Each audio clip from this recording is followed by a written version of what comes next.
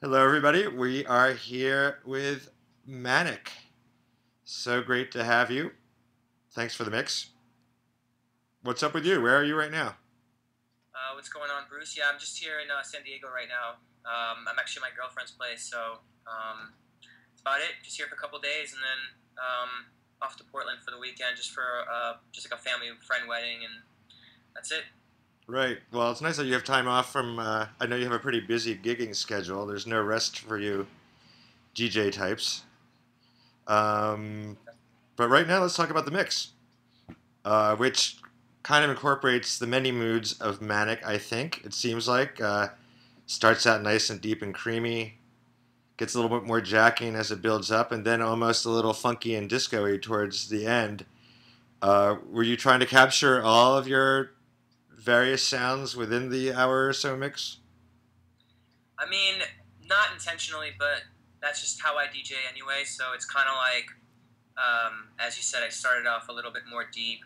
I mean, obviously, if I was playing a 3-hour set, I would stretch it out a little bit longer, but I kind of figured 90 minutes was like the perfect time for a podcast. And, just naturally, I just like to play a little bit of everything.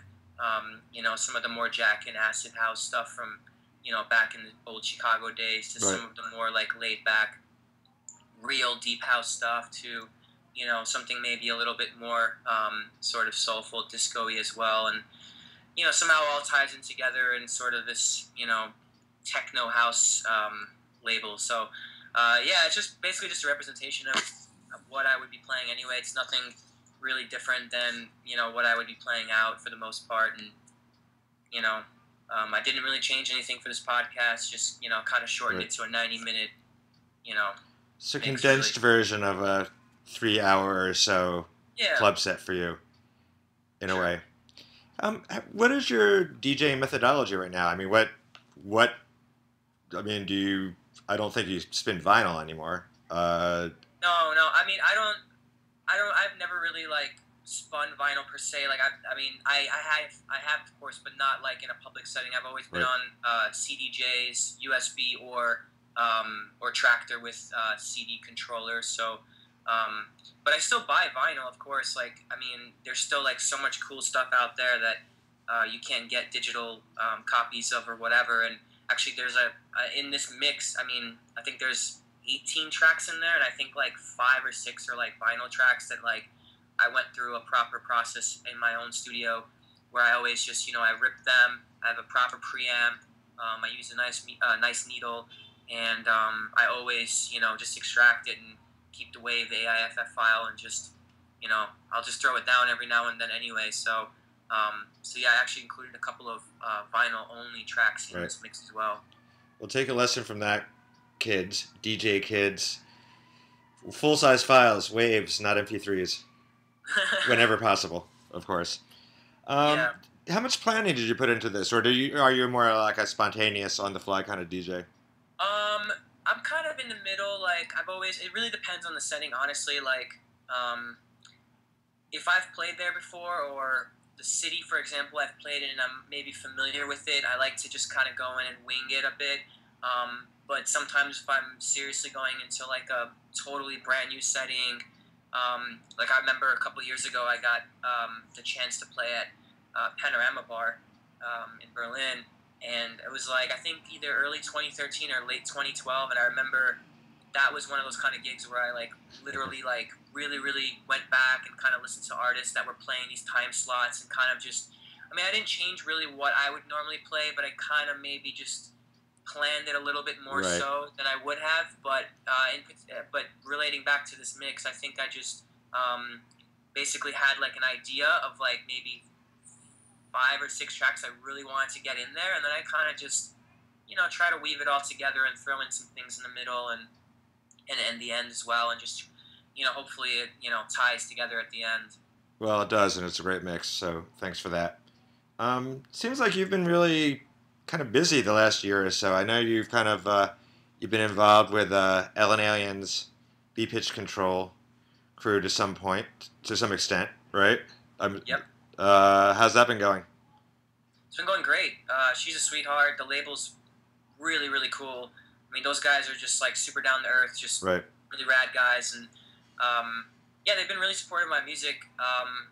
My EP for them is coming out next month, and I actually did a boiler room with them in August.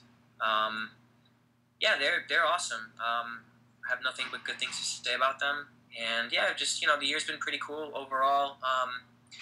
And most of my music is actually coming up now, so it's kind of like funny how those things always work, where you try plan and space things out, and then Right.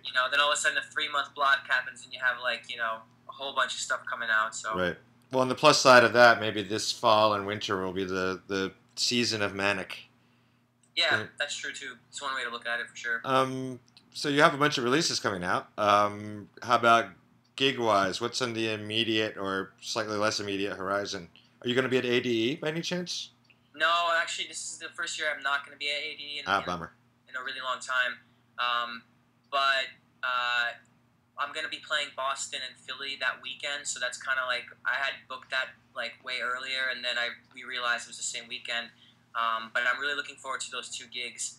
I haven't been to Boston in like a year, and then I was just in Philly, but they do this Sunday party. It's like a daytime brunch type thing, so it's like a day party, which is always my favorite kind of party to play, Yeah. especially in a city like Philly, where I'm sure a lot of like the proper like old school heads come out, and they really Right. they really get into the music, and they appreciate they appreciate it. So I feel like that's gonna be a really fun party. And yeah, it's actually I only have those two gigs in October, and then a couple of I have a gig down in San Antonio in November, and then we're actually planning something small overseas, like I think end of the month in November, early December, and then that's basically it for now. Well, everybody keep an eye out for MANIK. I almost called you by your real name there. No, oh no. So No, because he's a great DJ. Take it from me. I've heard him spin a lot of times, and he's a great DJ. So catch him when you can, whenever he comes to your town. Well, listen. Thanks so much for the mix. We really appreciate it. Good luck with everything, and keep the tunes coming. I will. I have this button on me at all times. I push it, and like 20 tracks just pop out. That's just how it works at this point. I feel like I'm always in the studio.